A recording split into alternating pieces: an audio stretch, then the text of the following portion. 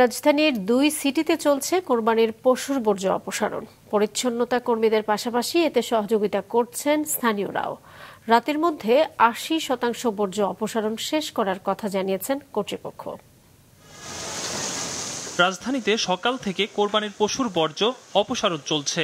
বিভিন্ন ওয়ার্ডের রাস্তা ও মহল্লা ঘুরে দেখা গেছে পরিচ্ছন্নতা কর্মীর পাশাপাশি এ কাজে সহযোগিতা করছেন স্থানীয়রাও।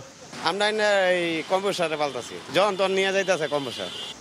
তবে দুপুরের আগ পর্যন্ত থেমে থেমে বৃষ্টি থাকায় বর্জ্য অপসারণে বেগ পেতে হয় পরিচ্ছন্নতা কর্মীদের। আশা করি মনে করেন ৫টা-৬টার দিকে আমরা ক্লিয়ার করার মতো ঠিকঠাক মতো চলতেছে। সবখান থেকে ময়লা আনতেছে, এখানে জমাইতেছে, এখান থেকে আবার সব ময়লা নিয়ে যাবে। তাই সবসময় জীবাণু থেকে 10 গুণ বেশি সুরক্ষিত থাকতে ডেটল হ্যান্ড ওয়াশ। বর্জ্য অপসারণ কাজ দেখতে গিয়ে স্থানীয় সরকার উপদেষ্টা জানান, ঢাকার ২ সিটিতে নিরলসভাবে কাজ করে যাচ্ছেন পরিচ্ছন্নতা কর্মীরা। আজকের মধ্যে শতভাগই সম্ভব হতো যদি নির্ধারিত যে কোরবানির স্থান আসলে দেওয়া হয়েছিল সেটা সবাই মেনে চলতো। ঢাকা উত্তর সিটির প্রশাসক বলেন, ২ সিটিতে ৪০,০০০ টন বর্জ্য অপসারণের কাজ চলছে। আজকের মধ্যে ৮০% বর্জ্য অপসারণ করা হবে জানান তিনি।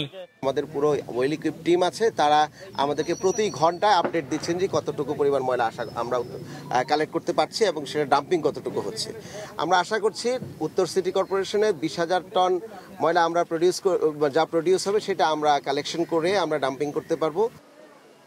পরিচ্ছন্নতা কাজে ব্যবহার হচ্ছে ২ শতাধিক ডাম্প ট্রাক ও মিনি ট্রাক, ৪৪টি কম্প্যাক্টর ও ৩৯টি কন্টেইনার ক্যারিয়ার। ইকরামুল ইসলাম খান, মাছরাঙা সংবাদ, ঢাকা।